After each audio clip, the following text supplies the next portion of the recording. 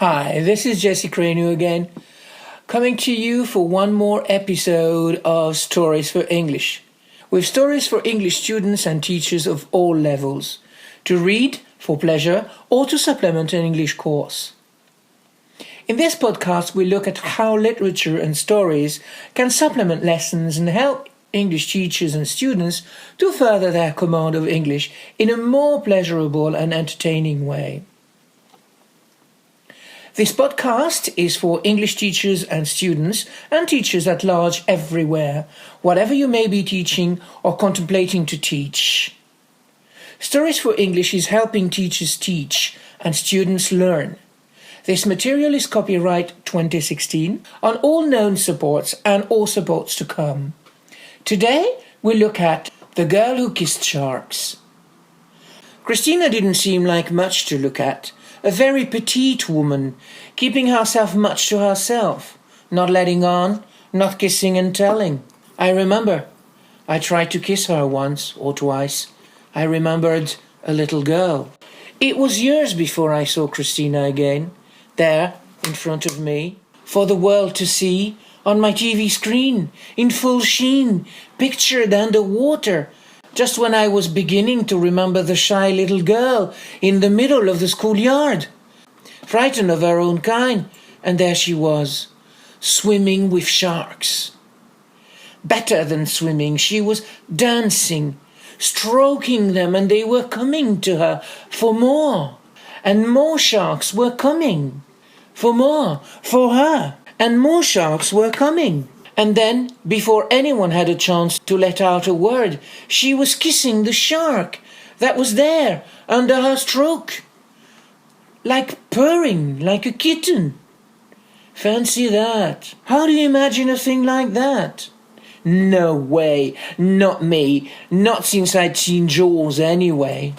I'd barely just about managed to go knee-high in the back garden's kids' inflatable swimming pool.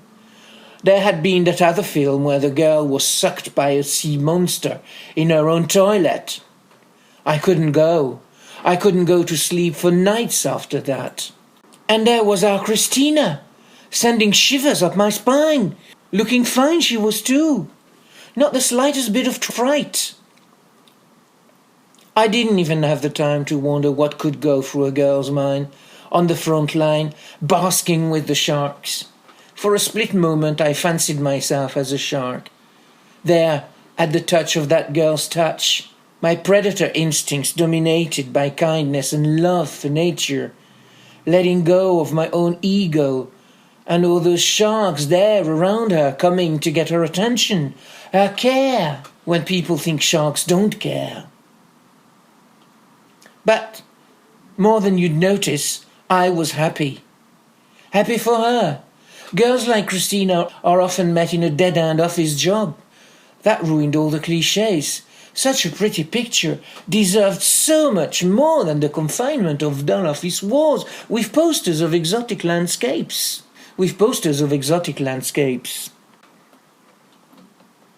Language, animal, animals, fish, bird, birds, mammal, mammals, egg, eggs, vet, veterinary, surgery, surgeries, care, cat, dog, cat sitting, dog sitting, environment, habitat, habitats, stable, stables, barn, barns, zoo, zoos, field, fields, meadow, meadows, wood, woods, forest, forests, savannah, savannas, jungle, jungles, desert, deserts, pond, ponds, brook, brooks, river, rivers, lake, lakes, sea, seas, ocean,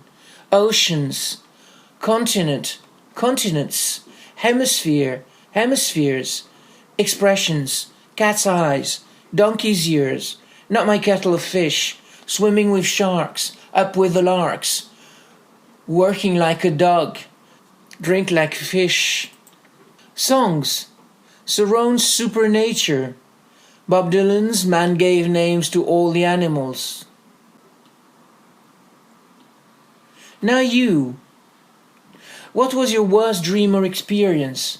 Compare it with your best or worst experience or memory. Have you learned anything from it? Thanks for listening. Teachers.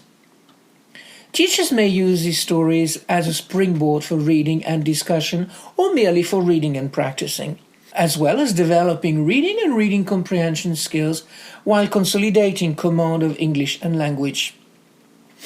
Stories for English is also an audiobook by Tori L. Wilson and Dave Wright, and is followed by More Stories for English, an audiobook by Kathy Broderick, all on sale on Amazon, Audible, Fnac, Kobo and iTunes, while many more of my audiobooks will allow you to get more learning and pleasure from listening.